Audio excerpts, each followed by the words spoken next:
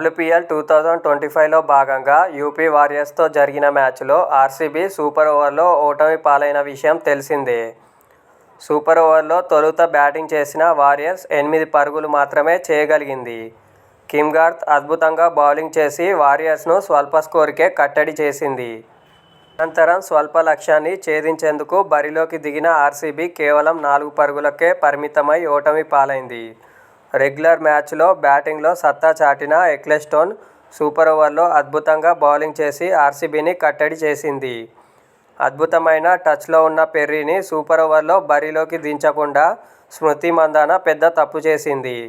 పెర్రీకి బదులు తానే బరిలోకి దిగడంతో సొంత అభిమానుల నుంచే ట్రోలింగ్స్ను ఎదుర్కొంది.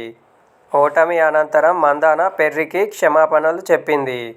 అద్భుతమైన ఇన్నింగ్స్ ఆడిన పెర్రీ కోసం మ్యాచ్ గెలవలేకపోయినందుకు బాధగా ఉందని అంది. జట్టు మొత్తం పెర్రీకి సారీ చెప్పాలని పేర్కొంది. బ్యాటింగ్ బౌలింగ్లో రాణించినప్పటికీ ఇలాంటి ఫలితం రావడంతో బాధాకరమని చెప్పుకొచ్చింది.